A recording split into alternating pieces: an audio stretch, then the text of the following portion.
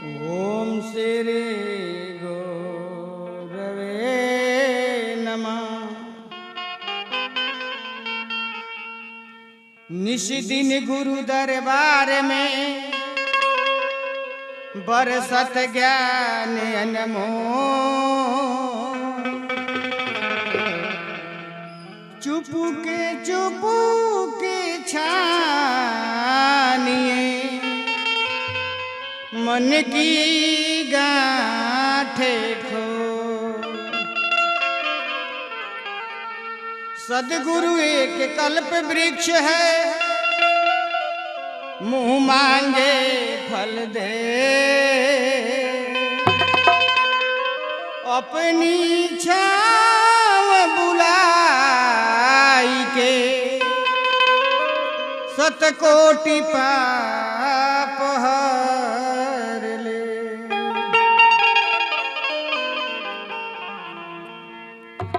ओ तेरे पास ही रहता है सदा, वो तेरे पास ही रहता है सदा।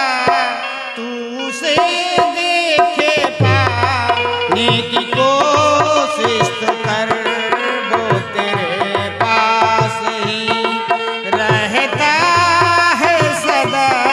तू उसे देखे पाने की कोशिश तो कर, वो तेरे पास ही।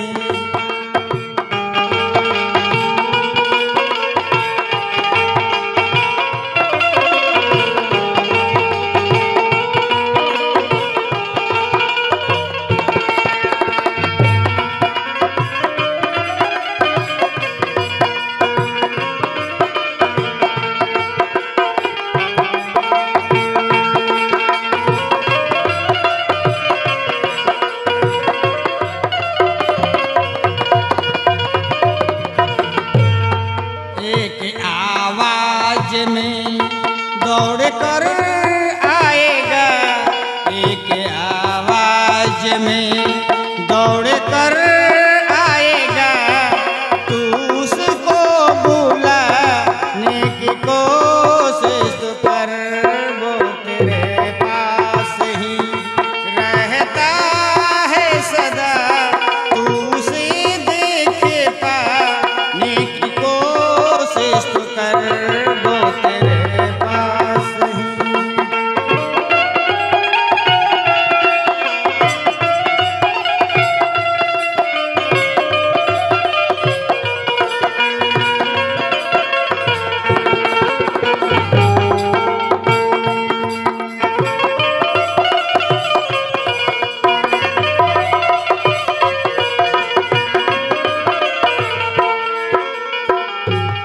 प्रीत कर श्याम से मन अपना जोड़ कर।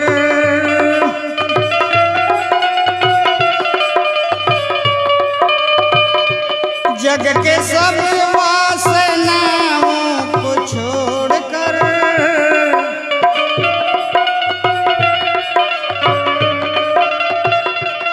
प्रीत कर श्याम से मन अपना जोड़ कर। जग के सब वासनाओं को छोड़ कर। तू बसर इतना कर आहे में दर्द भर। तू बसर इतना कर आहे में दर्द भर। दर्द की भी जुबान समझता है वो, दर्द की भी जुबान समझता है वो। दर्द दिल में जगा की कोशिश कर, वो तेरे पास ही रहता है सदा। तू उसे देखे पाने की कोशिश कर, वो तेरे पास ही।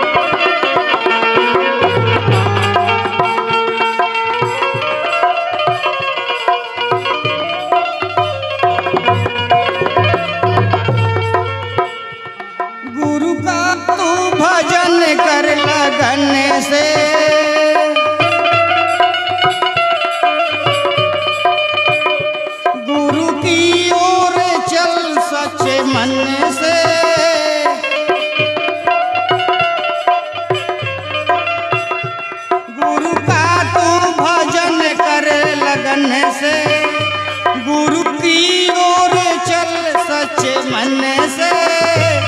एक कदम तू चले 100 कदम वो चले, एक कदम तू चले 100 कदम वो चले। ओ गले से लगाए तुम्हें दौड़ कर, ओ गले से लगाए तुम्हें दौड़ कर, तू जरा पास आने की कोशिश कर। वो तेरे पास ही रहता है सदा, तू उसे देख पाने की कोशिश कर। वो तेरे पास ही।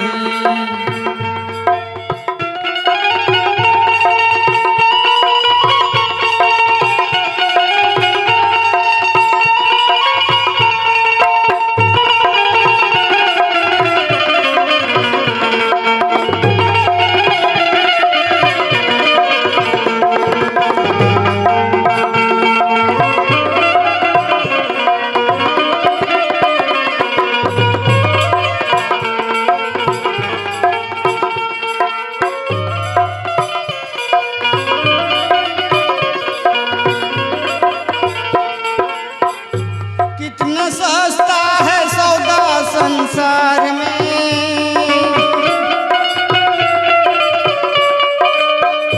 प्रभु मिलते हैं थोड़े से प्यार में।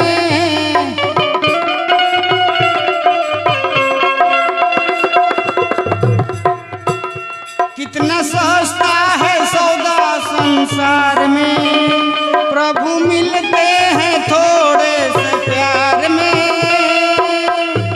ध्यान धर प्यार कर गुरु दरबार से, ध्यान धर प्यार कर गुरु दरबार से। प्यार के आंसुओं, प्यार के आंसुओं में वो बह जाएगा, प्यार के आंसुओं में वो बह जाएगा।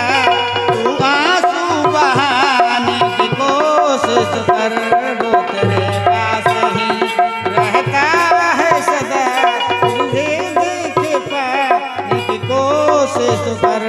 एक आवाज में दौड़ कर आएगा, एक आवाज में दौड़ कर आएगा। तू उसको बुलाने की कोशिश कर। वो तेरे पास ही, वो तेरे पास ही, वो तेरे पास ही रहता है सदा।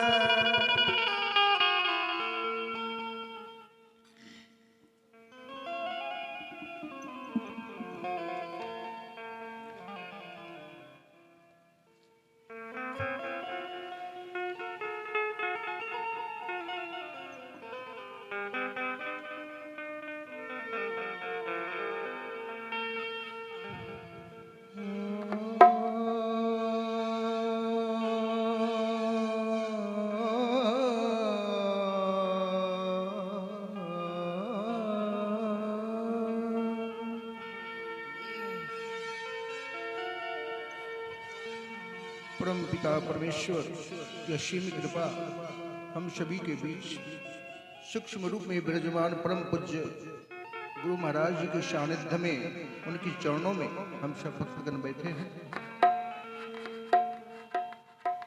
परम पूज्य गुरु महाराज जी के चरणों में कोटि कोटि प्रणाम नमन है।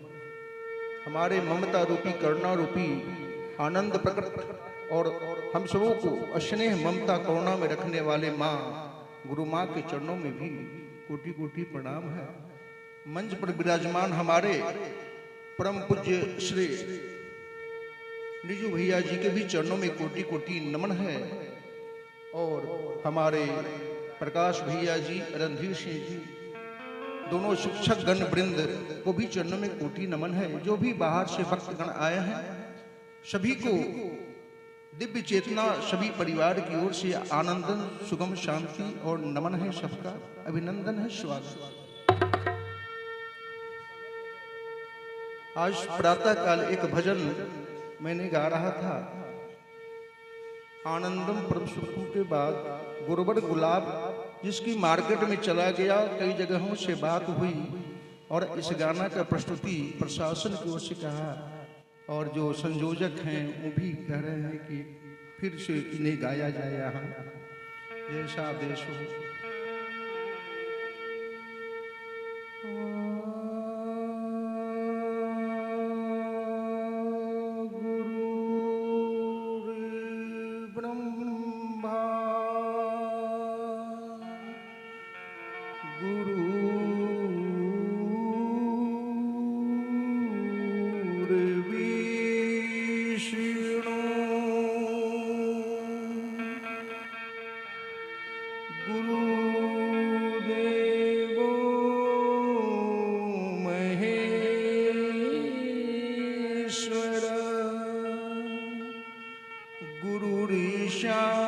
साक्षात् परम ब्रह्मा तस्मै श्री गुरुवे नमः। ध्यानमूलं गुरु मूर्ति पूजामूलं गुरुपदम् मंत्रमूलं गुरुवाक्यं मोक्षमूलं गुरु कृपा मोक्षमूलं गुरु कृपा।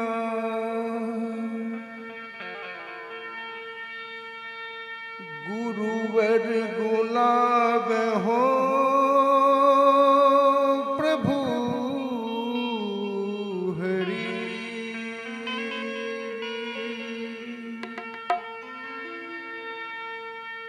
गुरुवर गुलाब हो प्रभु थोड़ी सुगंध दे दो। गुरुवर गुलाब हो प्रभु थोड़ी सुगंध दे दो। गुरुवर गुलाब हो प्रभु थोड़ी सुगंध दे दो। थोड़ी सुगंध दे दो गुरुवर थोड़ी सुगंध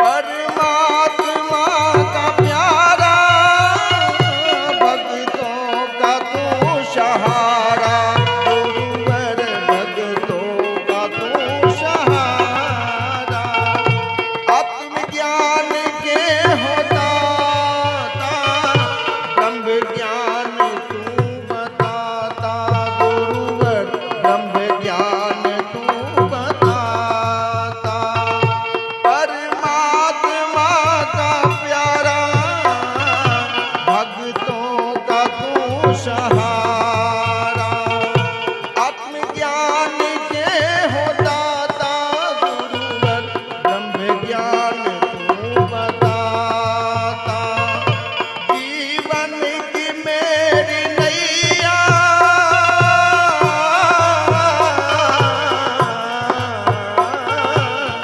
जीवन की मेरी नैया गुरुवर, जीवन की मेरी नैया पतवार तू संभाला, गुरुवर गुलाब हो प्रभु तोरी सुगंध दे दो, दिव्य चेतना जगा कर, दिव्य चेतना जगा कर, किस्मत मेरी बदल दो, गुरुवर गुलाब हो प्रभु तोरी सुगंध दे दो, सत्संग में बुला कर गुरुवर मुझ ज्ञान से तू भर दो, गुरुवर गुलाब हो प्रभु तोरी सुगंध दे दो, प्रभु जी तोरी सुगंध दे दो, गुरुवर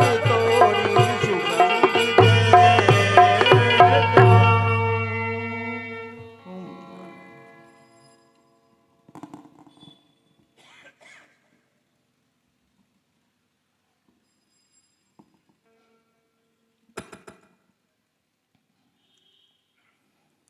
श्री सतगुरुदेवा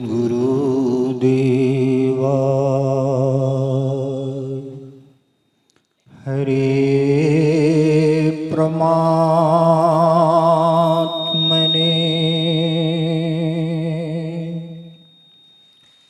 सकल क्लेश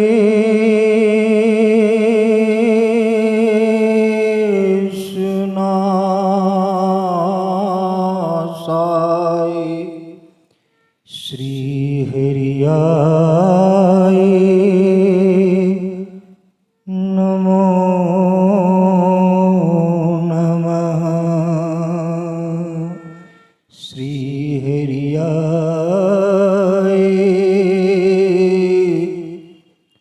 नमो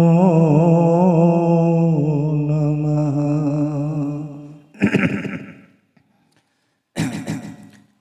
कोई जाए काशी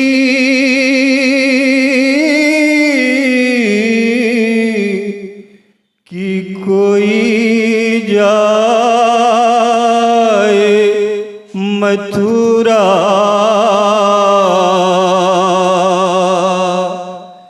कि कोई जाए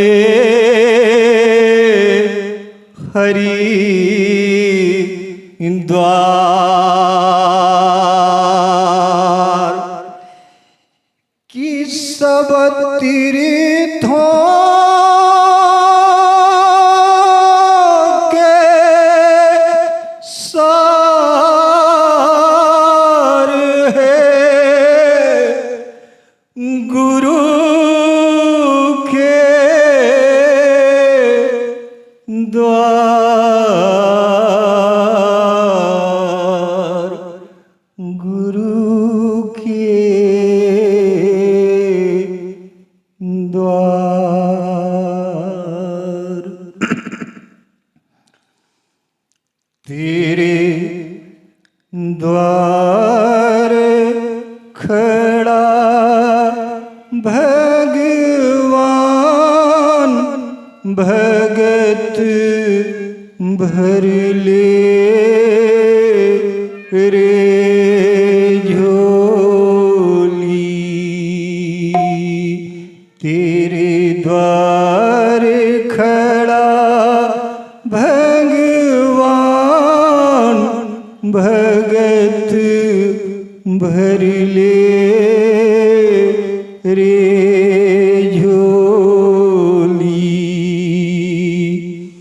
आज लुटा ले तू सर्वस्व अपना मान ले कहना मेरा, आज लुटा ले तू सर्वस्व अपना मान ले कहना मेरा।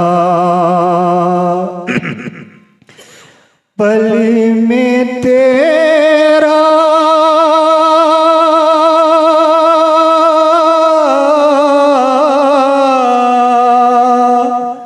पल में तेरा मिट जाएगा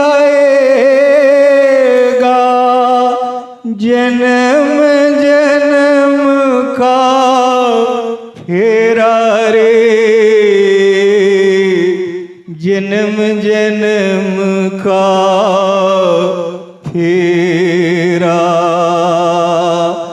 तेरे द्वार खड़ा भगवान भगत भर ले रे झोली, भगत भर ले रे झोली।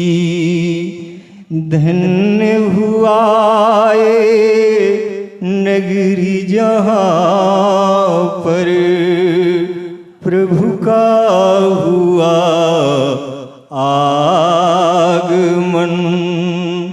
धन्य हुआ ये नगरी जहाँ पर प्रभु का हुआ आगमन। ज्ञान की गंगा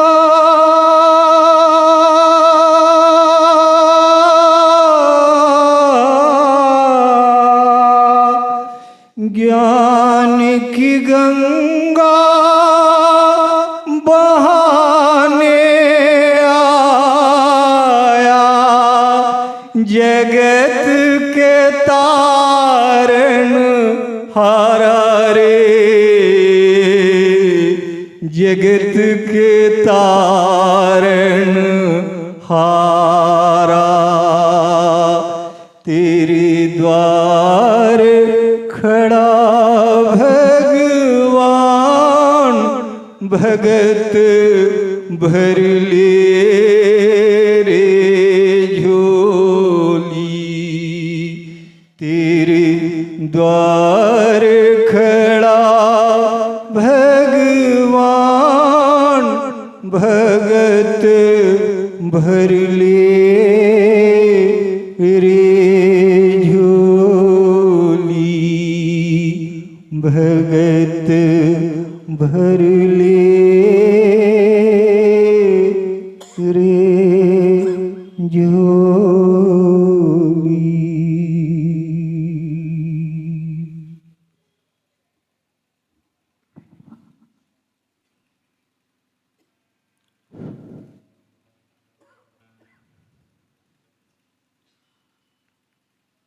इस संसार में दो प्रकार की विद्याएं प्रचलित हैं। अगर एक मानव पूर्ण मानव बनना चाहता है तो उसके लिए दो प्रकार की विद्याएं प्रचलित मानी गई। पहली विद्या है अपराविद्या और दूसरी विद्या है पराविद्या। अपराविद्या से क्या होता है? तो हमें संसार का ज्ञान होता है, संसार के वस्तुओं का ज्ञान होता है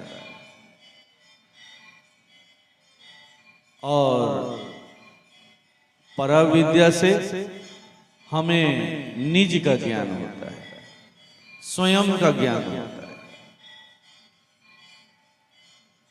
हमारे अंदर अंदर में जो सत्य रूपी सत्ता है, जिसकी चर्चा मैं कल कर रहा था, क्षमा करेंगे, सुबह में कर रहा था,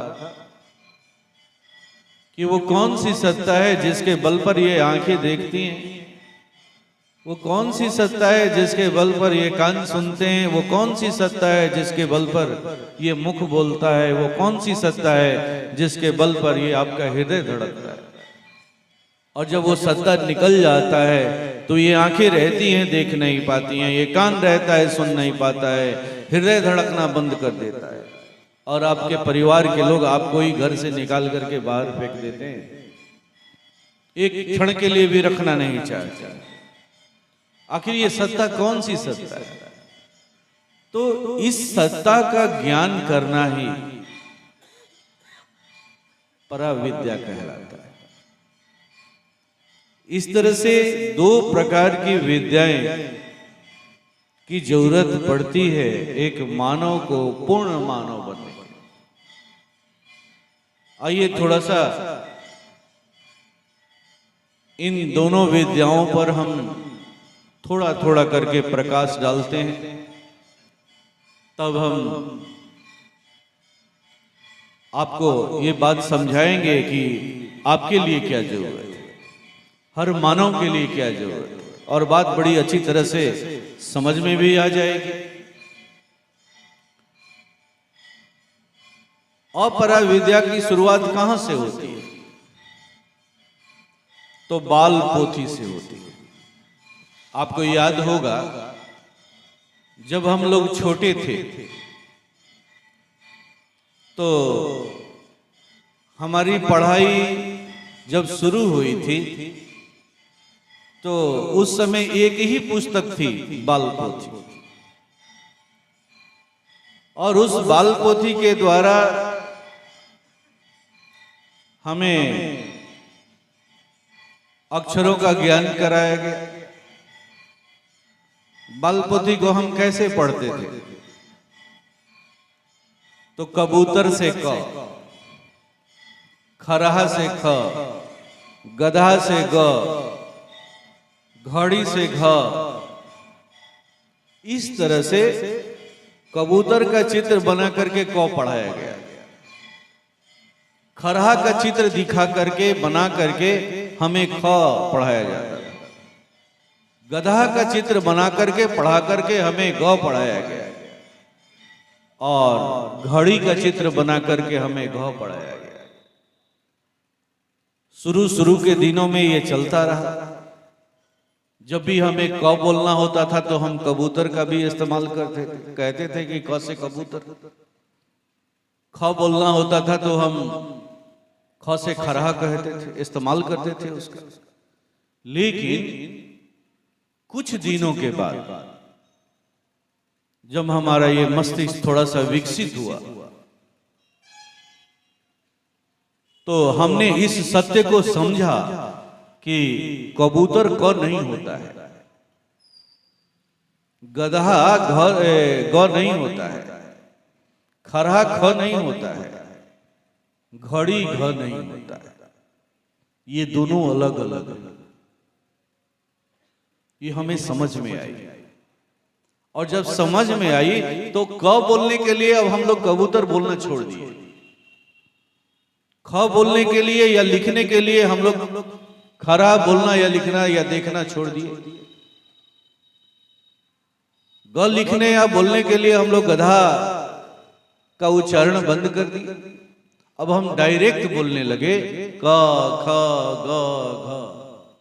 इस तरह से हमें अक्षर का ज्ञान कराया और हमें हुआ भी।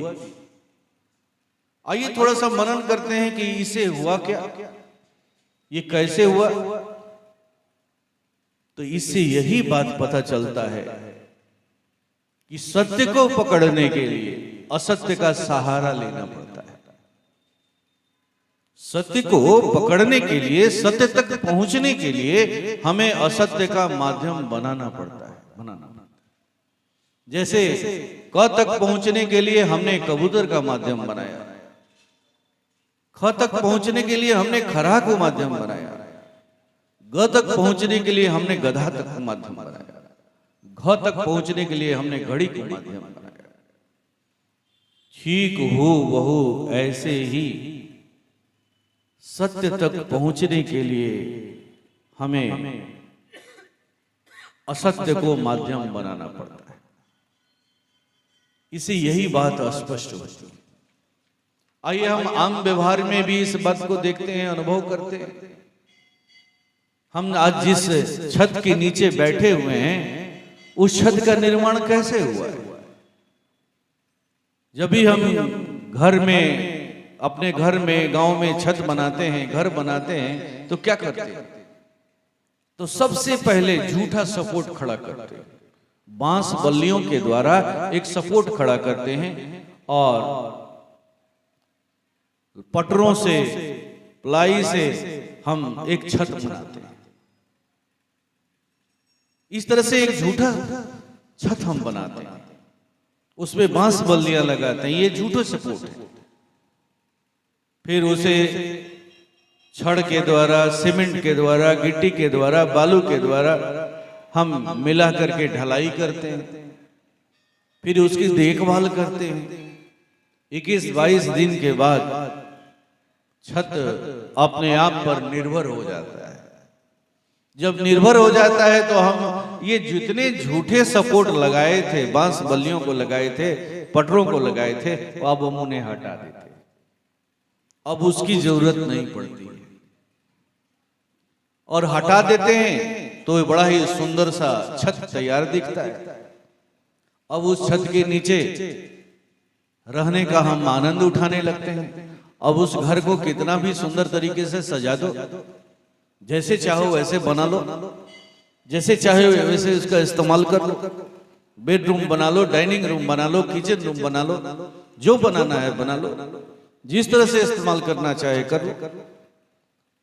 यहां भी इस बात से पता चलता है कि उस सत्य तक पहुंचने के लिए हमें असत्य का सहारा लेना, असत्य का सहारा, झूठे सपोर्ट का सहारा लेना पड़ता। अब आइए, हमारी अपरा विद्या जब और आगे बढ़ती है, जब अब और थोड़े से बड़े होते हैं, तो मैट्रिक तक हम अनेक विषयों को पढ़ते हैं, बहुत सारे विषयों को पढ़ते हैं और थोरो पढ़ते हैं। थोरो पढ़ने से क्या होता है? तो हमारे मस्तिष्क का विकास होता है। मस्तिष्क का विकास होता है। हमारे मस्तिष्क के अंदर में 750 ग्राम ग्रे मैटर है और कहा जाता है कि इन्हें ही हमें चार्ज करना होता है। तो जब हम छोटे होते हैं, बच्चे होते हैं, तो ये कैसे चार्ज होते हैं? तो हमारे पढ़ने लिखने से, छोटे मोटे काम के जिम्मेवारियों को निभाने से ये चार्ज होते हैं, सेल चार्ज होते हैं। कहते हैं इसके बारे में कि ये छत्तेदार जो छोटे छोटे ब्रेन में आपके जो सेल हैं, अगर उसे एक सीध में लंबा कर दिया जाए तो 1,00,000 मील तक लंबे हो सकते हैं। याद रखिए। अब आप ही सोचिए कि अगर ये पूरी तरह से सेल चार्ज हो जाए आपके मस्तिष्क का, तो आपकी स्थिति क्या होगी? वैसे हमारे यहाँ एक आम आदमी 6 से 7% ये सेल चार्ज रहते हैं, उसी में वो अपना जीवन जीता है। जिसके सेल चार्ज ये 8 से 10%, 11% हो जाते हैं, वो लोग फिलोसफर हो जाते हैं, साइंटिस्ट हो जाते हैं, इतना विकसित हो जाते हैं। लेकिन फिर भी 88 से 90% जो ब्रेन है ना, ऐसे ही रह जाता है, डिस्चार्ज ही रह जाता है। और हम वैसे ही डिस्चार्ज ब्रेन को लेकर के चले जाते हैं। हमारी मानवता पूर्णता में नहीं बदल पाती। तो हमारे परम पूज्य ने कहा कि जब ये सेल पूरी तरह से चार्ज हो जाएं, तो स्थिति क्या होती है? तो बिन पग चले सुने बिन काना, कर्म बिनु कर्म करे विधि नाना, आनंद रहित सकल रस भोगी, बिन वाणी वक्ता बड़ जोगी। वैसे मानव की स्थिति ऐसी हो जाती है, वो महामानव बन जाता है। पैर नहीं है लेकिन वो चल लेता है, करोड़ों मील चल लेता है। कान नहीं है लेकिन बहुत दूर की वो सुन लेता है, जान लेता है बात को। मुख नहीं है लेकिन रस लेता है वो। वाणी नहीं है लेकिन वो बोलता है, और ऐसा बोलता है कि बड़े बड़े वक्ता फेल हो जाते हैं। जब चाहे जिसके शरीर में चाहे प्रवेश करके वो अपना संदेश दे जाता है, वो परमात्मा का संदेश दे जाता है। तो ये अवस्था प्राप्त हो जाती है जब हमारे ब्रेन पूरी तरह से चार्ज हो जाता है। तो ये जो मैं अपरा विद्या की चर्चा कर रहा था कि ये अपरा विद्या की जो शुरुआत हम करते हैं उसका भी वही उद्देश्य है, आपके ब्रेन को चार्ज करना, मस्तिष्क को चार्ज करना। एक विकसित मस्तिष्क के आप अधिकारी बने, उसका लक्ष्य यही है। तो मैट्रिक तक आकर के हम अनेक विषयों को पढ़ते हैं। अनेक विषयों को पढ़ने से क्या होता है, थोरो पढ़ने से क्या होता है, तो हमारा ब्रेन चार्ज होता है। फिर अब मैट्रिक से आगे जाते हैं तो अब हमारे विषय थोड़ा सा कम हो जाते हैं। अब अनेक से हम एक की तरफ आते हैं। अब हमारे विषय थोड़ा थोड़ा कम हो जाते हैं। यहां से हमारी पढ़ाई 3 भागों में बढ़ जाती है, साइंस, आर्ट्स, कॉमर्स। साइंस वाले फिजिक्स पढ़ते हैं, केमिस्ट्री पढ़ते हैं, मैथमेटिक्स पढ़ते हैं। आर्ट्स वाले हिस्ट्री पढ़ते हैं, सोशल साइंस पढ़ते हैं, बहुत तरह के विषय उसमें भी। कॉमर्स वाले बैंकिंग के बारे में पढ़ते हैं, अकाउंटेंसी के बारे में पढ़ते हैं, उसमें भी बहुत सारे विषय हैं। लेकिन अब हम अनेक विषय से कुछ हमारे विषय कम हो जाते हैं। अब हमारी पढ़ाई चलती रहती है, ब्रेन विकसित होते रहता है। और फिर जब हम एमए में पहुंचते हैं तो सारे विषय समाप्त हो जाते हैं। अब एक ही विषय रह जाता है, एक ही विषय। कोई एक विषय से हम मास्टरशिप करते हैं। अब अनेक से हम एक पर आ गए। अब उस एक विषय को हम पूर्ण गहराई के साथ पढ़ते हैं, गहराई के साथ। इससे क्या होता है कि इससे और हमारा मस्तिष्क, गुरु महाराज साहब कहते हैं कि यही है एकाग्रता। अब आदमी एकाग्रता की भूमि पर धीरे धीरे पराविद्या के माध्यम अपराविद्या के माध्यम से एकाग्रता की भूमि पर पहुंचता है।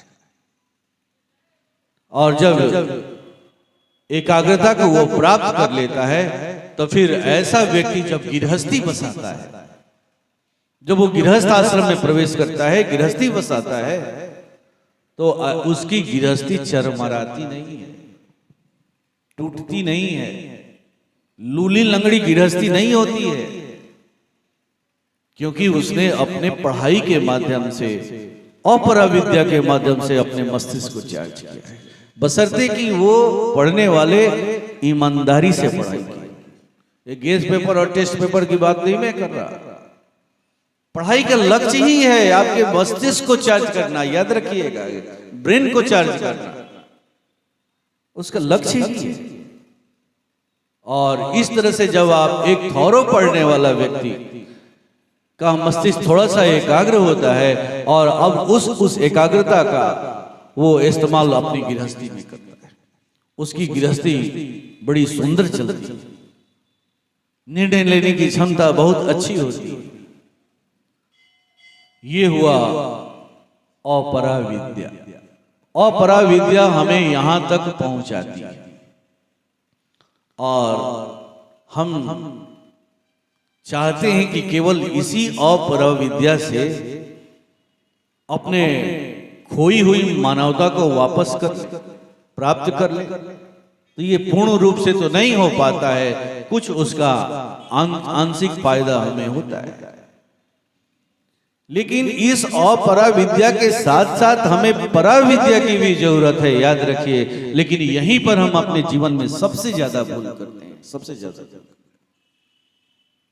अब यहां तक तो पढ़ लिख करके हम 7 से 8% अपने मस्तिष्क को विकसित कर लिए, 10% तक पहुंच गए, 11% तक पहुंच गए, साइंटिस्ट हो गए, फिलोसोफर हो गए, रिसर्चर हो गए।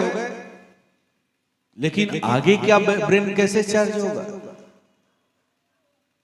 आगे का ब्रेन कैसे चार्ज होगा? हमें तो लक्ष्य दिया गया था कि बिन पग चले सुने बिन काना, कर्ण बिनु कर्म करे विधि नाना, आनंद रहित सकल रस भोगी, बिन वाणी वक्ता बड़ जोगी। हमें तो ये टारगेट दिया गया था, हमारे शास्त्रों ने हमें ये लक्ष्य बताया था, हमें यहां पर पहुंचना था, उस उपलब्धि को प्राप्त करना था। तो अब उस उपलब्धि तक हम कैसे पहुंचेंगे? तो इसी के लिए हमें अपराविद्या के साथ साथ पराविद्या की भी जरूरत पड़ती है। पराविद्या की, अब पराविद्या की शुरुआत कहां से होती है? पराविद्या की शुरुआत कहां से होती है? उसका बाल पोथी, उसकी भी बाल पोथी है, उसका बाल पोथी है ये मूर्ति, भगवान की बनी हुई मूर्ति जो पत्थरों से बनाई गई है या किसी कागज पर बनी हुई भगवान की तस्वीर, ये पराविद्या की बाल पोथी है। इसके द्वारा हम यह जानते हैं कि इस भगवान का परिचय हमें बताया जाता है कि देखो ये भगवान ऐसे हैं, ये ऐसे अस्त्र शस्त्र धारण किए हुए हैं, इनसे ये होता है, ये इनकी जिम्मेवारी ये है, ये इस तरह से काम करते हैं। इस तरह से ब्रह्मा का तस्वीर बना करके हमें उस सृजनकर्ता के बारे में समझाया जाता है, विश्व की तस्वीर बना करके हमें पालनकर्ता के बारे में समझाया जाता है, उनके गुणों के बारे में बताया जाता है। शिव की तस्वीर बना करके हमें उनके गुणों के बारे में बताया जाता है कि देखो ये विनाश के देवता है। किसका विनाश? तो तुम्हारे विकृतियों का विनाश, तुम्हारे कुसंगतियों का विनाश, तुम्हारे कुविचारों का विनाश, ये विनाश के। इस तरह से ये हमें समझाया जाता है, बताया जाता है। इस तरह से भिन्न भिन्न देवी देवताओं के तस्वीर बनाए गए, मूर्तियां बनाई गई, ये परिचय कराने के लिए कि देखो इनका काम ये है, इनका काम ये है, इनका काम वे है, इनका काम ये। ठीक उसी तरह से जैसे कबूतर का चित्र बना करके हमें क पढ़ाया गया था, खरहा का चित्र बना करके हमें ख पढ़ाया गया था, गधा का चित्र बना करके हमें ग पढ़ाया गया था। लेकिन अपराविद्या में जब हमारी समझदारी हुई तो हम उससे आगे बढ़े। हम मैट्रिक में गए, आईए किए, बीए किए, फिर अनेक से एक पर आए, एमए किए, मास्टरशिप किए,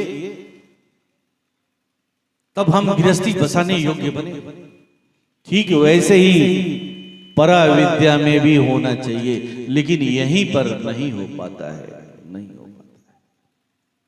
हम इसी बाल पोथी में जीवन भर फंसे रह जाते हैं, जीवन भर फंसे रहते हैं।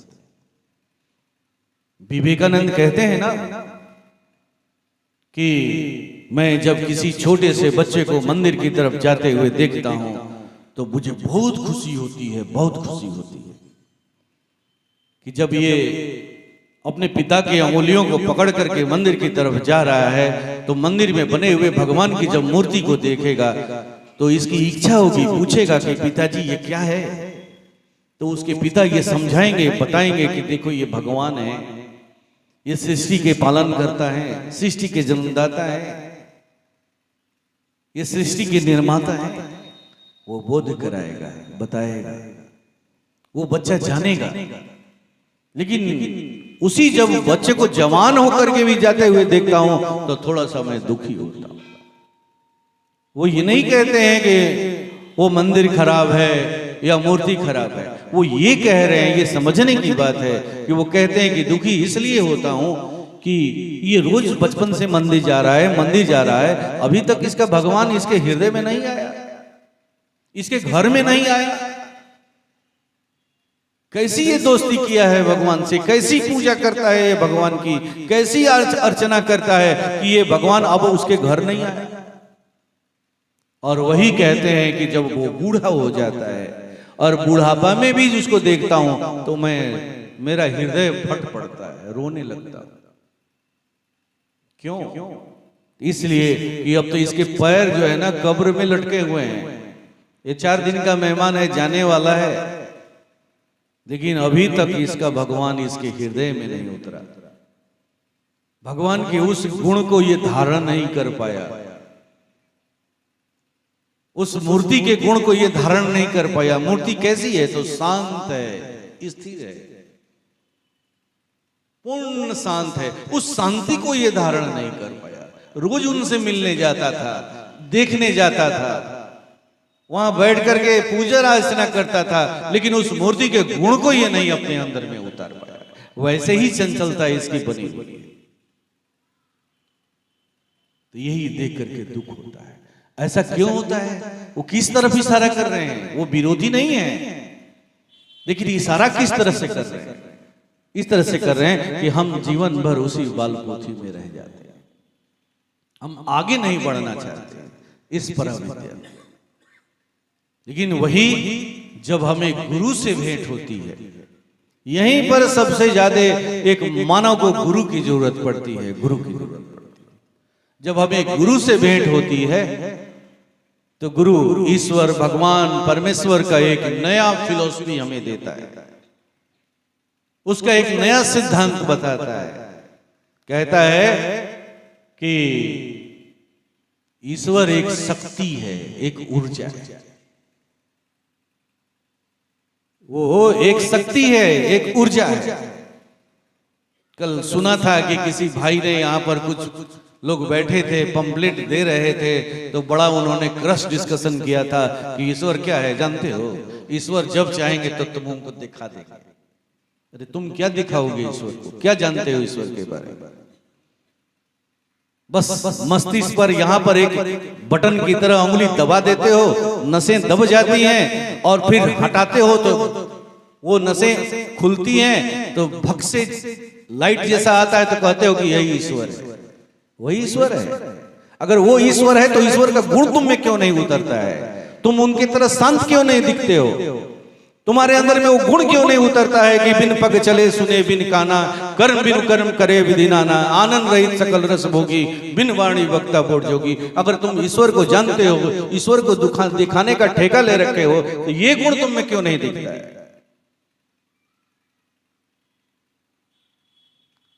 यही बात नहीं समझ में आती। तो गुरु से जब भेंट होती है तो गुरु कहता है कि ईश्वर कैसा है? तो ईश्वर एक शक्ति। ईश्वर का चरित्र कैसा है? तो ठीक इस बिजली की तरह, बिजली की तरह। बिजली का गुण क्या है? तो जब बल्ब में वो जाती है तो प्रकाश देने लगती है, जब वो पंखे में जाती है तो हवा देने लगती है, जब एसी में जाती है तो ठंडा देने लगती है। यह है बिजली का गुण। जब एक हीटर में जाती है तो वो गर्मी देने लगती है। लेकिन बिजली हवा नहीं है, बिजली बल्ब नहीं है, लाइट नहीं है, बिजली ठंडा नहीं है, बिजली गर्म नहीं है।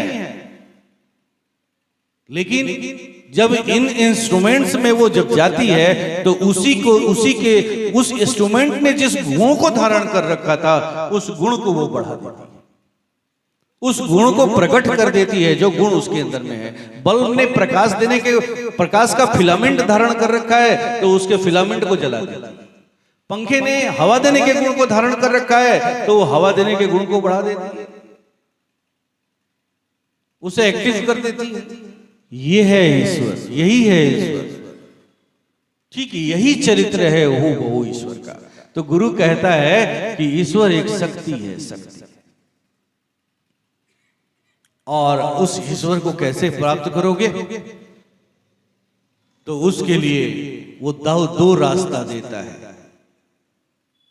पहला रास्ता है भक्ति का।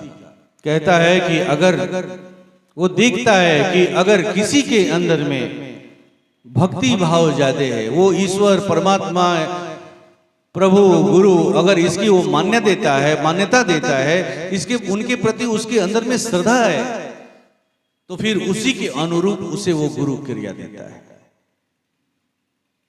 अगर एक व्यक्ति का मन हिल डोल रहा है उसकी श्रद्धा नहीं है, उसका विश्वास नहीं है किसी के ऊपर, तो उसको वो एक दूसरी क्रिया देता है। आइए इन दोनों क्रियाओं के बारे में भी हम चर्चा करते हैं। पहली क्रिया में वो कहता है कि तुम्हें उसको पाने के लिए, उसको जानने के लिए अपने एक इष्ट का चुनाव करना होगा। वो इष्ट किसी भी भगवान की मूर्ति भी हो सकती है, कोई भगवान की छवि भी हो सकती है। अगर तुम्हारे जीवन में कोई गुरु है, गुरु नहीं सदगुरु है, और उससे तुम्हारा बहुत प्रेम है, अटूट प्रेम है, अटूट लगाव है, तो तुम उनका भी चुनाव कर सकते हो। लेकिन यहां पर वो चुनाव करने में 3 सावधानियों को बरतने की बात करता है। पहला, तुम्हारा इष्ट हमेशा जागृत होना चाहिए, जागृत होना चाहिए, जागृत होना चाहिए। अगर जागृत इष्ट नहीं है तो जागृत उसे कैसे करेंगे, इसका भी उपाय गुरु बताता है। दूसरा, वर्तमान में होना चाहिए। अगर वो वर्तमान में नहीं है तो वर्तमान में कैसे लाएंगे, यहां पर भी गुरु की जरूरत है। इसकी भी कला गुरु ही बताता है। और तीसरा, इष्ट हमेशा वितराग होना चाहिए, राग द्वेष से ऊपर का होना चाहिए। ये 3 शर्तें रखी गई हैं इष्ट के चुनाव में, जिसकी आप साधना आराधना करके उस ईश्वर तक पहुंच सकते हैं, उसकी ऊर्जा को अपने अंदर में उतार सकते हैं, उसको धारण कर सकते हैं। और इसी के लिए गुरु एक विशेष प्रविधि देता है कि अपने इष्ट के माध्यम से कैसे उस सत्ता को अपने अंदर में उतारो, कैसे जो शेष तुम्हारे सेल जो बचे हुए हैं, चार्ज नहीं हो पाए हैं, उसको कैसे और चार्ज करोगे। क्योंकि अब उन सेलों को चार्ज करने के लिए विशेष गर्मी की जरूरत है। पहले तो हम पढ़ लिख करके जो एकाग्रता आती थी उससे हमारा सेल चार्ज हुआ, वो सेल 8 से 10% तक गया, 12% तक गया, उतना तक होकर के सीमित रह। अब आगे जो सेल हमको चार्ज करना है उसके लिए विशेष गर्मी की जरूरत है, विशेष गर्मी। और वो गर्मी कहां से प्राप्त होती है, तो मेडिटेशन से होती है, ध्यान से होती है। याद रखिए, वो गर्मी मेडिटेशन से होती है, ध्यान से पैदा होती है। तो गुरु वो एक विशेष प्रविधि इसकी देता है कि तुम कैसे अपने इष्ट के माध्यम से ध्यान करो, कैसे तुम अपने, अगर किसी गुरु का चुनाव किया हो तो उसके अनुसार कैसे उनका ध्यान करके तुम अपने इष्ट मस्तिष्क को चार्ज करोगे, वो इसकी प्रविधि देता है। इसके लिए वो क्या करता है, तो मैं एक साधारण सा आपको उदाहरण दे रहा हूं जो आपके गांव घर से संबंधित है, जिस काम को आप रोज करते हैं। एक किसान अपने खेत की सिंचाई के लिए क्या करता है, तो किसी बड़े जलाशय से खेत का संबंध स्थापित कर देता है। जब उसके खेत कड़े हो जाते हैं, अहंकार युक्त हो जाते हैं, कोई फसल नहीं पैदा कर सकते, तो उस अहंकार को मिटाने के लिए, उसकी कठोरता को समाप्त करने के लिए वो क्या करता है, तो किसी बड़े जलाशय से उसका संपर्क करा देता है। एक करहा के माध्यम से उस जलाशय का जो पानी है वो अपने खेत में लाके गिरा देता है।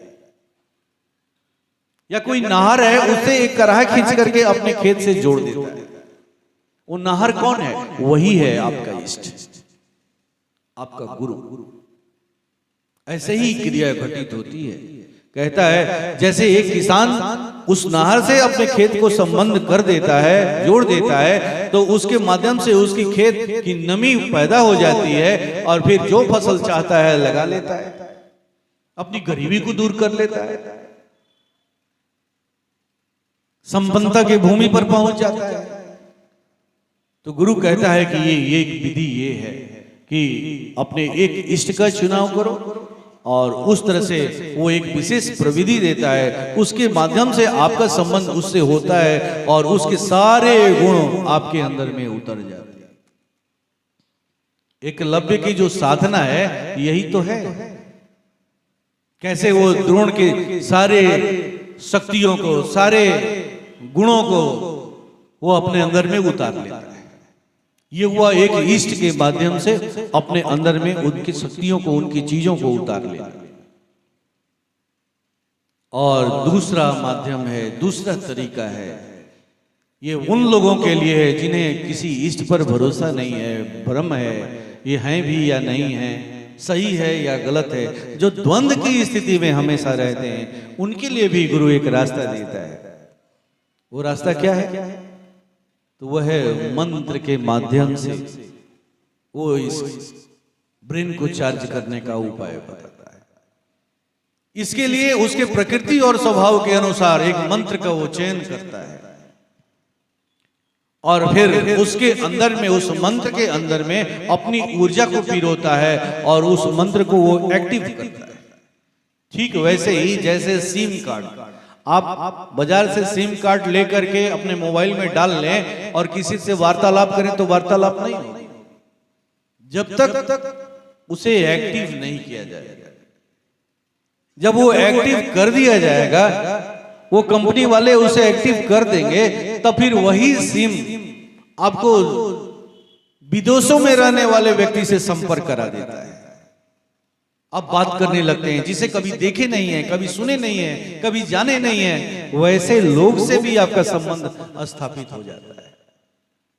ठीक उसी तरह से एक गुरु भी एक मंत्र का चुनाव करता है और अपनी ऊर्जा के द्वारा उसे एक्टिव करता है और उस व्यक्ति को देता है और कहता है कि, और उसके लिए एक विशेष प्रविधि बताता है और कहता है कि इसका उपयोग करो, इसके द्वारा ध्यान करो। इससे क्या होता है? तो वो अपने इनर स्टेट में प्रवेश करता है। ये वो प्रणाली है जिस प्रणाली के द्वारा किसान भी इस काम को करता है। अगर कोई जलाशय नहीं है, कोई नहर नहीं है, तो किसान क्या करता है? तो अपने खेत में ही बोरिंग कर देता है और बोरिंग करके के धरती के अंदर में जो निचले सतह में जो जल पड़ा हुआ है, उस जल को पंप के द्वारा ऊपर ले आता है और खेत में जो हार्डनेस हो गया था, जो कठोरता आ गई थी, उस कठोरता को समाप्त कर देता है। ठीक हो बहु यही क्रिया इसमें होती है कि आपके अंदर में वो सत्ता है, कहा ना कि आपके अंदर में वो सत्य रूपी सत्ता प्रतिष्ठित है, जिसके बल पर ये आंखें देखती हैं, ये कान सुनता है, ये हृदय धड़कता है। वो सत्य रूपी सत्ता कहीं और नहीं है, आपके अंदर में है। और एक गुरु उसी से आपको संपर्क करा देता है, अपने अंदर में प्रवेश करना सिखा देता है और उस माध्यम के द्वारा जब आप प्रवेश करते हैं, जब उसे संपर्क होता है, तो फिर बाकी कुछ नहीं रह जाता है। आपका अंदर और बाहर दोनों एक हो जाता है। जो अंदर है वही चरित्र बाहर दिखने लगता है, वही चरित्र। ये दो मुख्य रूप से प्रणालियां बनाई गई। इस तरह से एक मानव इसे अपना करके महामानव बनता है, महामानव बनता है।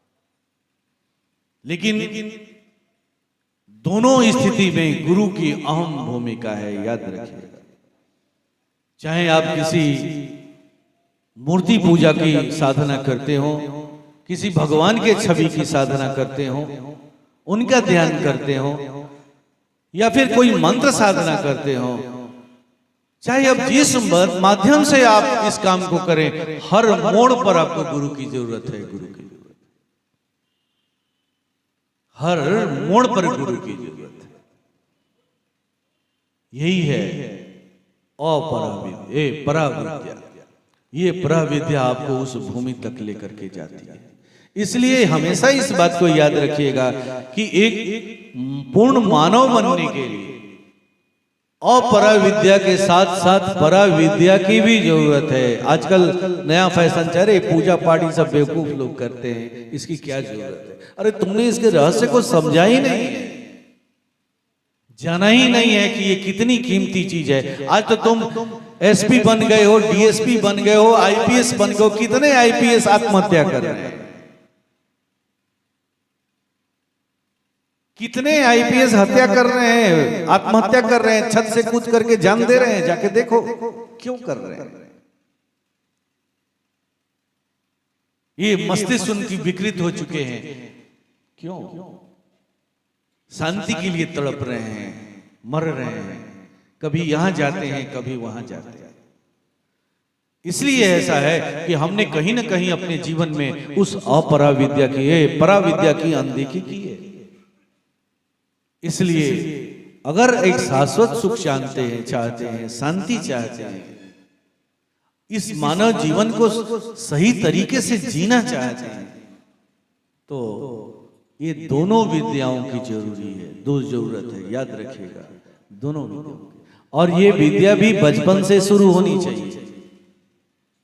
ये पराविद्या भी बचपन से शुरू होनी चाहिए। बुढ़ापे की बहुत लोग कहते हैं हमारे यहाँ कि अरे ये सब बुढ़ापा की चीज बा हो, नहीं, यही चीज तो शुरुआत की चीज है। जैसे अपराविद्या में हम अपनी पढ़ाई बाल पोथी से करते हैं, वैसे ही बच्चे से ही इस पराविद्या की भी पढ़ाई होनी चाहिए। कहते हैं ना कि जवानी छोड़ सकती है, जवानी भोग सकती है, बुढ़ापा न छोड़ सकता है, न बुढ़ापा भोग सकता है। जवानी में ही सब कुछ करने की क्षमता होती है, चाहे किसी चीज को छोड़ दे, मोड़ दे या पकड़ ले। बुढ़ापा में कोई क्षमता नहीं होती है, न मोड़ने की, न पकड़ने की, न पकड़। तो आइए हम भी वो साधना करें, वो दूसरे प्रकार की साधना। इसके लिए आवश्यक है कि हम सब सीधी तरह से बैठ जाएंगे।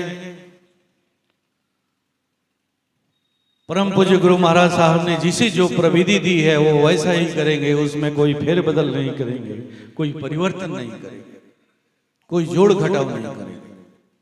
लेकिन जो लोग नए हैं उनके लिए मैं क्रिया निवेदन कर रहा हूं।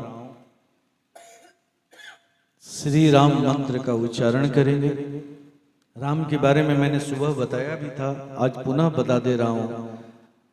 राम का मतलब होता है रमयन्ते योगिना यशमंतिता राम। वो सत्ता, वो ऊर्जा, जिस ऊर्जा में, जिस सत्ता में योगी लोग, ऋषि मुनि लोग, संत महात्मा लोग रमन करते हैं, ठहरते हैं, उस सत्ता का नाम राम है। हम केवल दशरथ के राम को ही राम जानते हैं। ये राम आदि काल से, जिस राम की मैं बात कर रहा हूं, ये वही राम है जिस राम की साधना नारद ने वाल्मीकि को दी थी।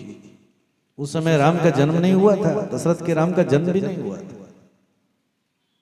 तो राम का मतलब ये होता है रमयन्ते योगिना यशमंतिता राम।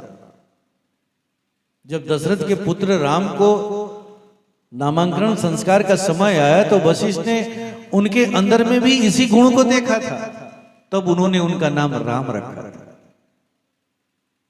तो आपको ये बनना है। तो हमारे परम पूज्य ने इसी की साधना दी, इसी की क्रिया दी। श्री राम मंत्र का उच्चारण करना है। कैसे करना है? तो मध्यमा वाणी से करना है, बैखरी वाणी से नहीं करना है। बैखरी वाणी बिखरी हुई वाणी होती है, जिसकी ऊर्जा बाहर फैल जाती है, वो किसी काम की नहीं होती। इसलिए मध्यमा वाणी से करना है। अगर नहीं समझ रहे हैं तो ऐसे समझे कि मन ही मन करना है। मंत्र को बोल करके फिर सुनना है, ठहर करके सुनना है। बोलेंगे तो अंतःकरण में वो सुनाई देगा। और फिर देखना है। क्या देखना है? तो मंत्र को बोलने सुनने से जो स्पंदन, जो तरंग पैदा हो रहा है, उसे ही देखना है। यही आपका गुरु है। एक गुरु बताने वाला शरीरधारी है और एक गुरु उस मंत्र में है जो आपको यात्रा कराता है। इस बात को समझिए बढ़िया से। एक गुरु वही है जो उस मंत्र में है, जो मंत्र को बोलने से, सुनने से स्पंदन के रूप में वो प्रकट होता है। अब उसे ही देखना होता है। देखने का मतलब होता है देखते ही देखते हम उससे जुड़ जाते हैं। और जैसे ही जुड़ते हैं एक घटना घटती है कि देखत तुम ही हो जाई। अब भी वही हो जाते हैं जो वो है। तो उस मंत्र में जो ऊर्जा है, गुरु ने जब मंत्र दिया था तो उसे अपनी ऊर्जा से एक्टिवेट करके दिया था। और जैसे ही हम मंत्र बोलते हैं, मंत्र की स्थूलता टूटती है, वो ऊर्जा स्पंदन और तरंग के रूप में पैदा होती है। अब हमें उस पर ठहरना होता है, उसे ही देखना होता है। वही गुरु का एक दूसरा रूप है। कहते हैं ना कि गुरु केवल शरीर नहीं है, गुरु एक तरंग भी है, गुरु एक स्पंदन भी है, गुरु एक प्रकाश भी है, गुरु एक शांति भी है, गुरु एक आनंद भी है। ये भिन्न भिन्न चरित्र हैं गुरु के। आप तो केवल यही जानते हैं कि टीका लगा करके आए, माला मार लिए हैं, यही एक गुरु हैं। लेकिन उस गुरु के अंदर में और कौन सा गुरु है, वो है कि नहीं है? इसीलिए गुरु कैसे गुरु की चुनाव की बात कही गई है, तो जो गुरु वितराग हो चुका होगा, वितराग हो चुका। वितराग विषय वाचितम, आपके चित्त का विषय क्या होना चाहिए? तो वितराग पुरुष, उसको ढूंढिए। अगर नहीं मिल रहा है तो किसी वितराग पुरुष के तस्वीर की साधना कीजिए, किसी भगवान की तस्वीर की साधना कीजिए, उनको अपने इष्ट के रूप में वर्ण कीजिए। गुरु बता देगा कि उसको कैसे आप वर्तमान में ले आएंगे, कैसे प्रेजेंट में ले आएंगे। वो उसकी कला गुरु सिखाएगा, गुरु सिखाएगा। तो मैं बता रहा था कि मंत्र को बोलना है, सुनना है, फिर देखना है। मंत्र को कैसे बोलना है? तो मध्यमा वाणी से बोलना है। फिर मंत्र को सुनना है, बोलेंगे तो सुनाई देगा, और जब सुनाई देगा तो फिर देखना है क्या हो रहा है। मंत्र को बोलने सुनने से क्या हो रहा है? जो कुछ भी हो रहा है उसे ही देखना है। देखते ही देखते एक अवस्था आएगी कि देखत तुम्हें हो जाएगी, आप भी वही हो जाएंगे जो वो है। इस तरह से आपका उससे संबंध हो जाएगा, फिर उसके सारे गुण आपके अंदर उतर जाएंगे। यही वो साधना है, ये क्रिया है। इसे अभी करेंगे। इसके पहले हम लोग एक गुरु पूजन के रूप में गुरु वंदना गाएंगे। जैसे ही गुरु वंदना समाप्त हो जाए, मौन होकर के इस साधना को करेंगे, इस क्रिया को। ओम शांति।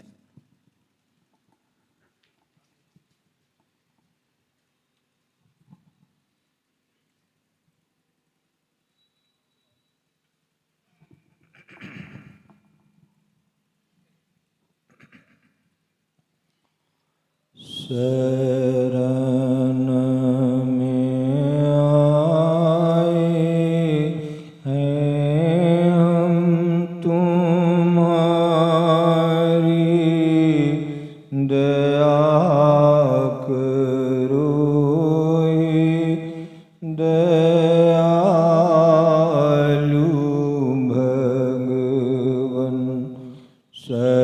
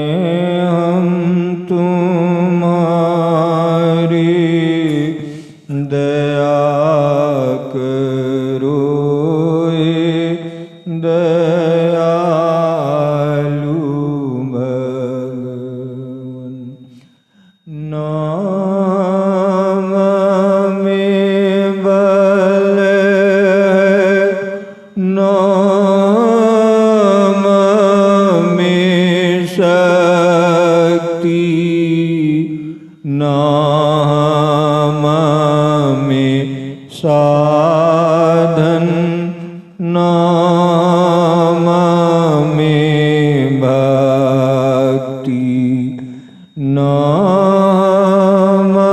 में बल, नाम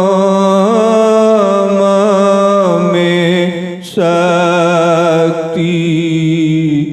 नाम में साधन नाम में भक्ति तुम्हारे दर के हैं हम भिखारी दया करो दयालु भगवन शरण में आए हैं हम तुम्हारी दया करो दयालु भगवन जो तुम पीता हो तो मैं हूँ बालक जो तुम हो स्वामी तो मैं हूँ सेवक जो तुम पीता हो तो मैं हूँ बालक जो तुम हो स्वामी तो मैं हूँ सेवक जो तुम हो ठाकुर तो मैं पुजारी दया करो दयालु भगवन शरण में आए हैं हम तुम्हारे दया करो दयालु भगवन जो हम भले हों तो भी तुम्हारे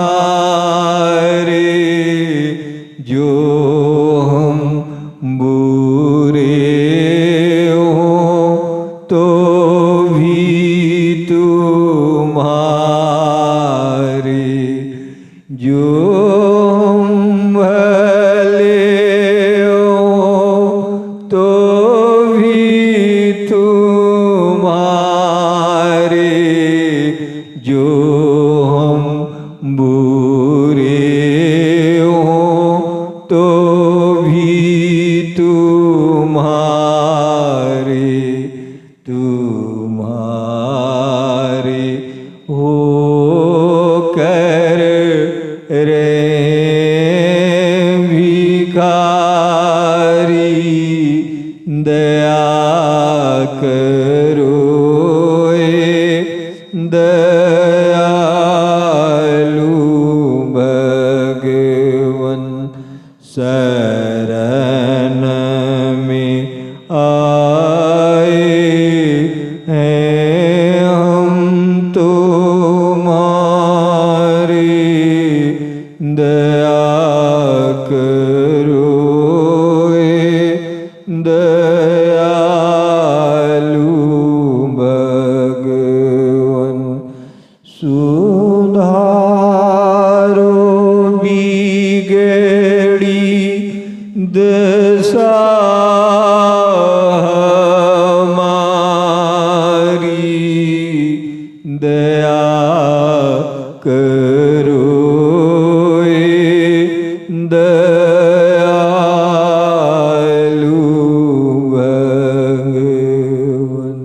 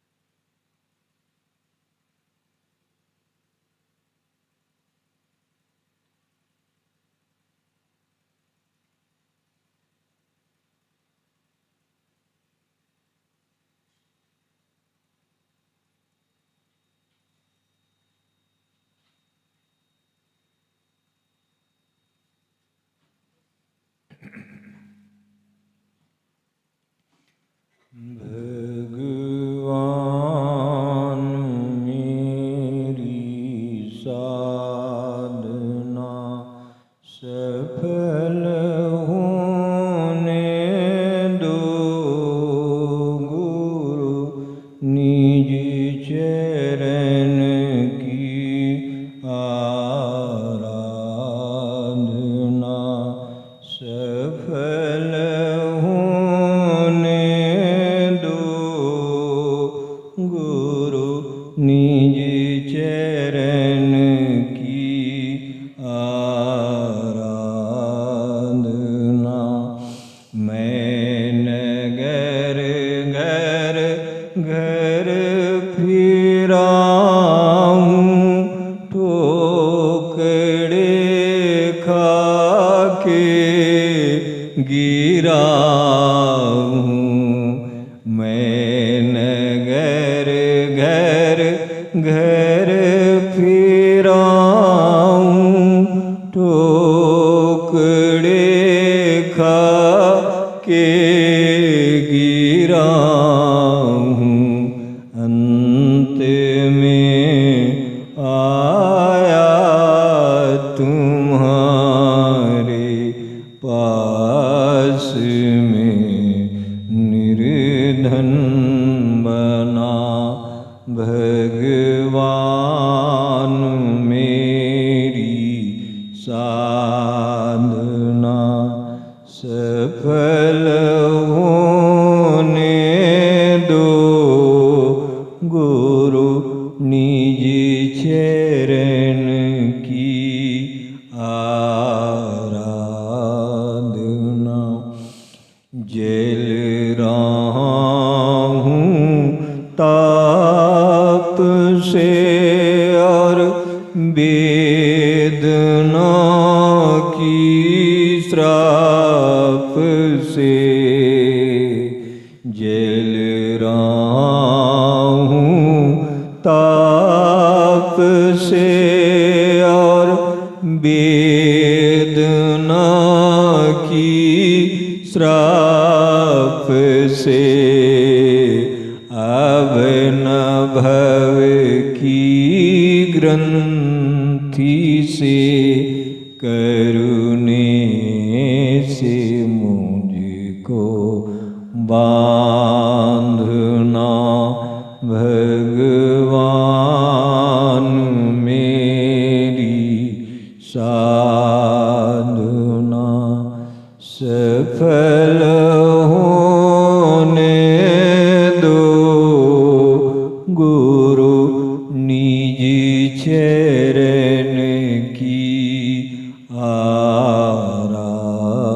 आराधना।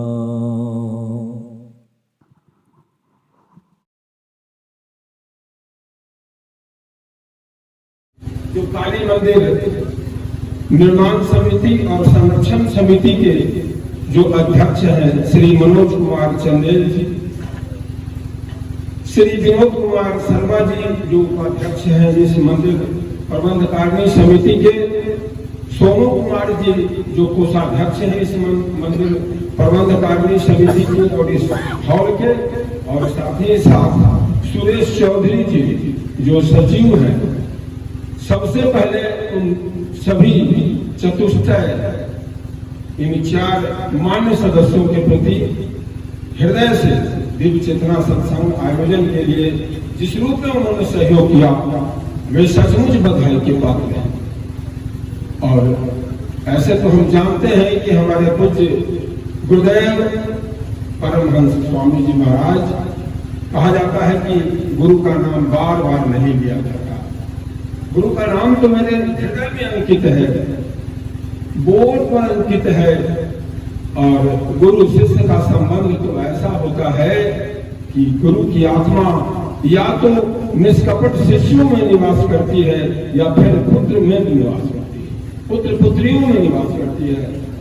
और अंतिम प्रसंग में आचार्य श्री ने सबरी का प्रसंग जो सुनाया, आज दिन में एक व्यक्ति मुझसे कह रहे थे कि आचार्य जी के मुख से सबरी के उस नवधा भक्ति की बात अगर हमको सुनवा देते तो बड़ी कृपा होती है। कहते इंतजार कीजिए, समय नहीं है उनके पास, और 2 सिटिंग हो चुका है, तो मैं ज्यादा नहीं कहूंगा, लेकिन उनके देखिए प्रभु की कृपा, लगता है कि उनकी वाणी जो डिमांड था वह अंत में हमारे निरंजन भाई साहब ने सबड़ी पर ला करके इस कथा का पटाक्षेप किया।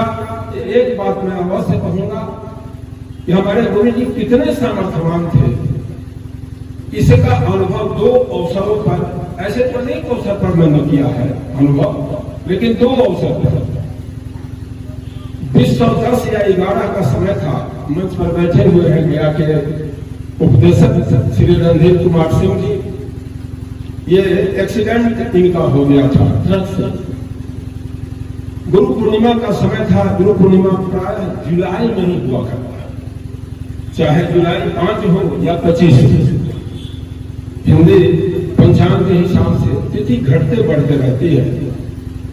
हमारे वर्तमान पूज्य आचार्य के देख रेख में राजगीर के सारे होटल आरक्षित करा दिए थे कि गुरु महाराज के भक्तगण आए हैं, उनको किसी प्रकार की कोई परेशानी नहीं होनी चाहिए। बादल गरज गरज कर, उमड़ घुमड़ कर लगा कि आज वर्षा बड़ी जबरदस्त होगी। हम लोग बैठे हुए हैं, लगा कि अब यह सत्संग नहीं हो पाएगा।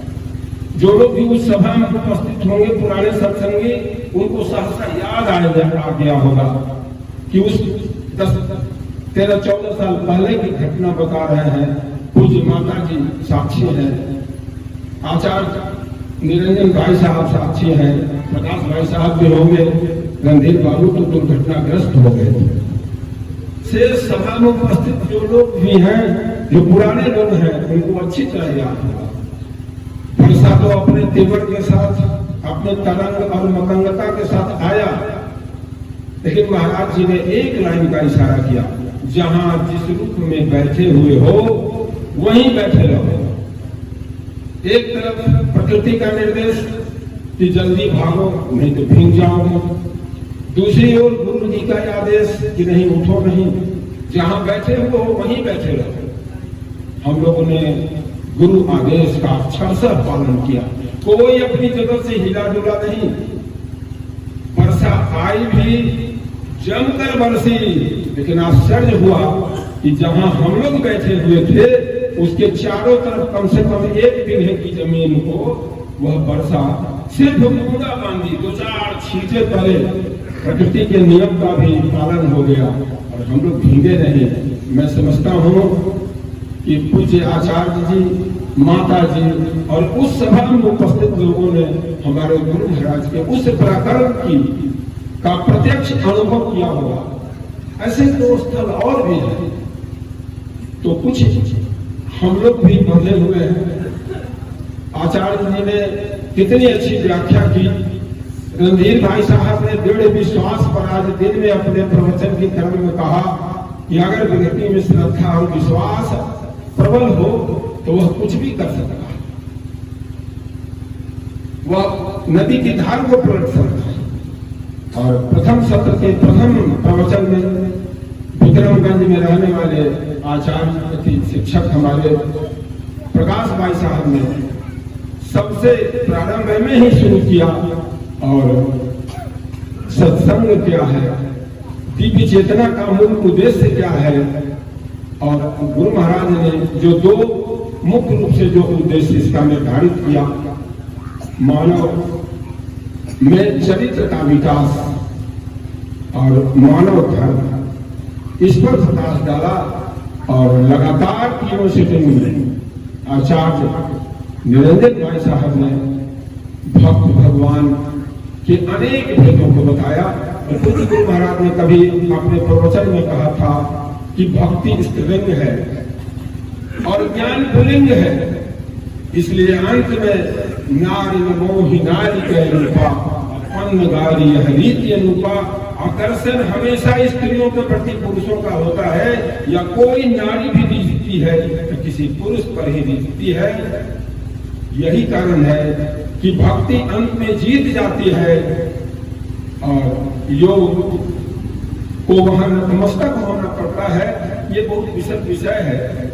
अब मैं वैसे लोगों का नाम, जिन लोगों ने इस सत्संग में पूरा करने में मदद किया, कुछ नौजवान लोग, जिन नौजवानों के लिए हमारे पूज्य आचार्य श्री ने बहुत कुछ कहा। क्योंकि कोई भी सत्संग की बगिया सिर्फ पुरुषों से नहीं, यह नौजवान ऊर्जावान व्यक्तियों का देश है। दुनिया में भारत में सबसे ज्यादा नौजवान है। ये वर्ल्ड रिकॉर्ड भी बता रहा है कि जिन लोगों ने, जिन नौजवानों ने इस सत्संग के समारोह में बड़ी कृपापूर्वक सहयोग करके पूरा कराने का प्रयास किया है, उसमें सर्व श्री जयंत कुमार जी, श्री नीलेश कुमार जी, श्री विकास पाठक सर, श्री अमरीश पांडे सर और श्री अमित सर, ये मुख्य रूप से। और इसके अतिरिक्त जिन लोगों ने ज्ञात अज्ञात रूप से हम लोगों की बहुत विधि सेवा की, उन सबके प्रति मैं हृदय से कृतज्ञता ज्ञापित करता हूँ। और कहा जाता है कि अपना पीठ अपने को क्या थपथपाना है, गुरु जी के हम सभी शिष्य हैं। इसलिए मैं तो यही जानता हूँ कि पूज्य संत गुरु महाराज साहब की एक कृपा पर मैं समझता हूँ कि करोड़ों रुपया खर्च करने के बाद जो शांति 15-20 मिनट तक ध्यान के समय में होता है, शायद करोड़ों रुपया खर्च करने के बाद ऐसी शांति कोई दूसरी सभा में देखने को नहीं मिलती। क्योंकि मैंने भी 68 साल तक बहुत धर्म सभाओं में, बहुत बड़े बड़े विद्वानों की सभाओं में गया हूँ, लेकिन मैंने ऐसी शांति कहीं नहीं देखी।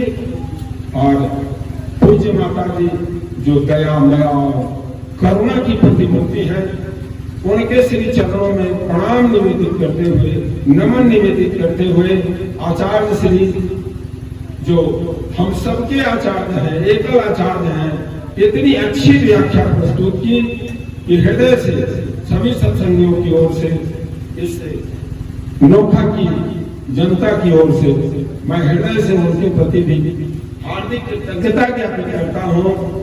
गया से आए हुए आचार्य श्री रणधीर सिंह जी, विक्रमगंज के आचार्य माननीय श्री प्रकाश भाई साहब और सभा में विभिन्न जगहों से आए हुए सभी सत्संगियों के प्रति अभिनंदन वंदन करते हुए उनके प्रति हार्दिक कृतज्ञता ज्ञापित करता हूँ। और जो लोग भंडार में रहकर विपरीत स्थितियों में, और साथ साथ उन कुछ नौजवानों ने कहा कि जो कुछ भी कमी बेसी हुई हो हम लोगों की ओर से आप स्वयं क्षमा मांग लेंगे, तो मैं अपनी ओर से नहीं, उन नौजवानों की ओर से जो कुछ भी कुछ कमी बेसी रह गई हो, कृपया भगवान,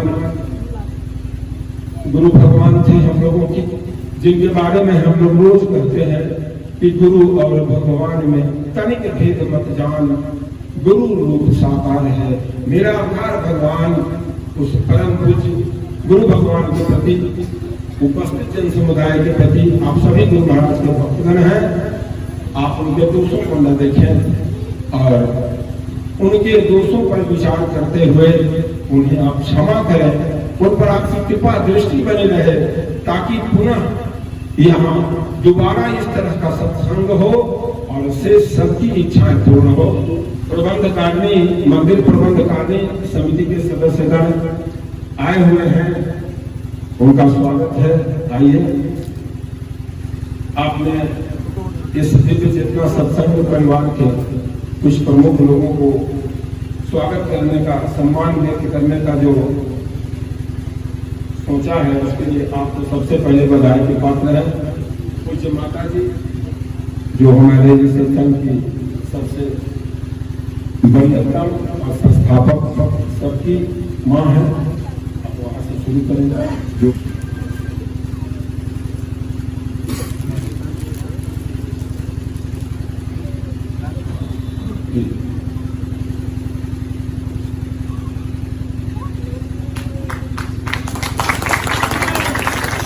माता जी के आशीर्वाद से ही इस सत्संग के एकल आचार्य माननीय जो बीच में बैठे हुए हैं श्री निरंजन कुमार जी, जो हम सबके माननीय आचार्य हैं, उन्हें सम्मानित करें।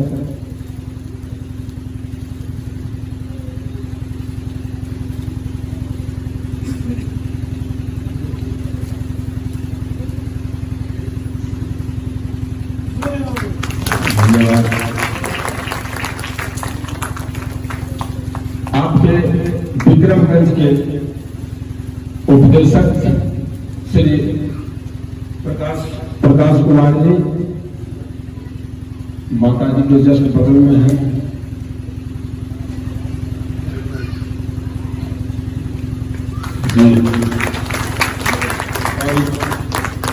और इधर कोने पर श्री रणधीर कुमार सिंह जी जो गया के उपदेशक हैं।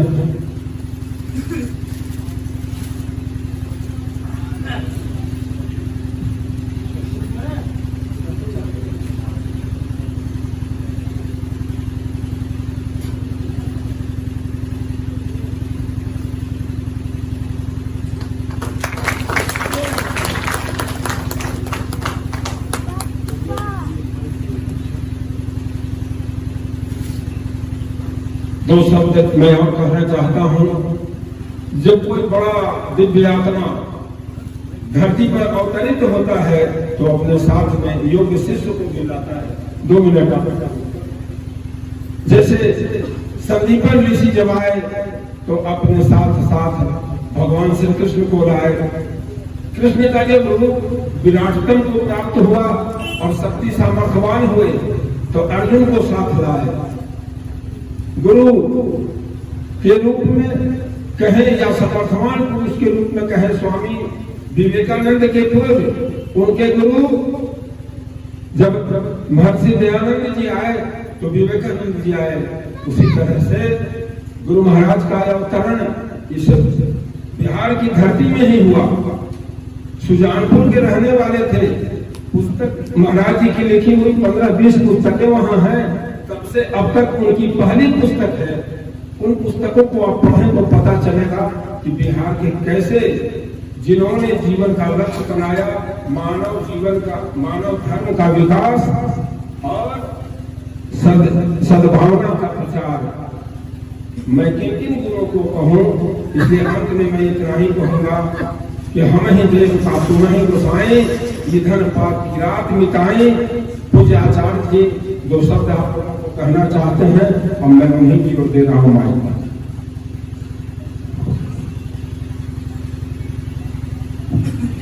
मैं एक चीज को भूल गया था, याद आ गया। मैंने कहा था कि मैं बहुत दूर का नहीं हूं, बहुत आपके करीब का हूं। आज मैं आपको अपना परिचय दूंगा। उसके पहले इस सत्संग में सेवा देने वाले जितने भी कार्यकर्ता हैं, इस सत्संग के व्यवस्थापक, इस हॉल के व्यवस्थापक, जो यहाँ की कमेटी है, उन्हें ये टेंट वाले, ये माइक वाले, ये भोजन बनाने वाले जो लगे हुए हैं, बहुत से उसमें ऐसे भी है जो आश्रम की तरफ से 2-4 भक्तगण आए हैं जो उन मिस्त्रियों के साथ अपनी सेवा दे रहे हैं। हम लोग यहाँ ध्यान कर रहे हैं, भगवान को प्राप्त करने की कला सीख रहे हैं, लेकिन वो हमारे लिए चिंता कर रहा है कि हम कब उठेंगे तो हमें वो भोजन देंगे। कितना बड़ा वो काम कर रहे हैं, निस्वार्थ भाव से काम कर रहे हैं।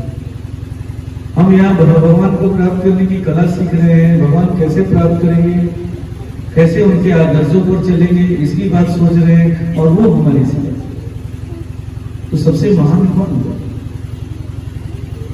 तो इन सभी के लिए मैं परम पूज्य गुरुदेव से प्रार्थना करता हूं कि प्रभु आप इन सभी भाइयों पर अपनी विशेष दया रखना, विशेष कृपा करना। इनकी बगिया हमेशा हरी भरी रहे, ऐसी दया करना। और हम लोगों का प्रार्थना क्या है? तो मौन प्रार्थना हम लोग करते हैं। जैसा कि अभी मैंने बताया कि ध्यान करने से मन एकाग्र होता है, मन शांत होता है, और फिर उस शांत मन से जो प्रार्थना होती है वही परमात्मा को स्वीकार। तो आइए 2 मिनट मौन होकर के अपने प्रभु से इन भाइयों के लिए प्रार्थना।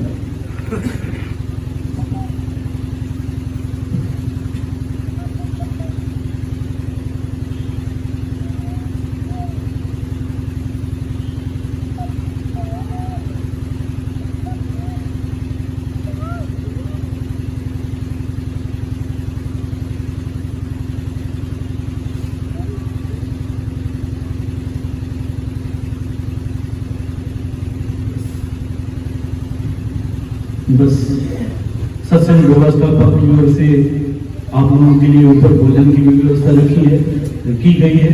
आप सब समाज के बाद चाहें तो वहाँ जाकर के भोजन ग्रहण कर सकते हैं, महाप्रसाद ग्रहण कर सकते हैं। ओम शांति।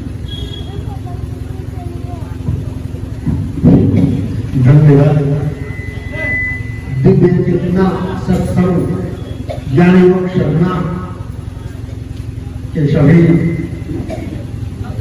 परम पूज्य माता सुधा जी एवं सभी गुरुजन तथा दूर दराज से आए हुए भक्तों को नोखा काली मंदिर कमेटी के तरफ से स्वागत अभिनंदन है। और एक गुरु जी प्रोफेसर मुनि किशोर सिंह जी लग गए हैं। महाराज जी को काली मंदिर कमेटी के सदस्यों से मैं अनुरोध करूंगा कि वह और प्रोफेसर मुनि किशोर जी को अंग वस्त्र देकर सम्मानित करें।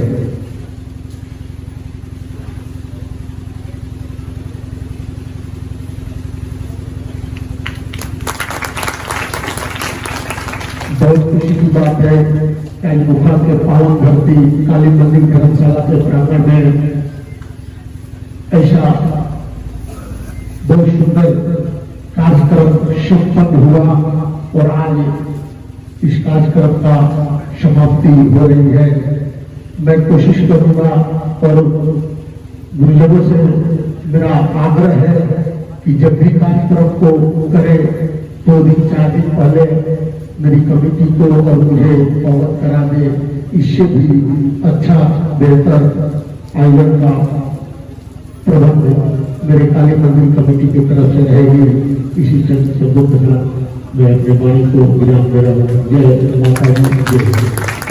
बहुत धन्यवाद।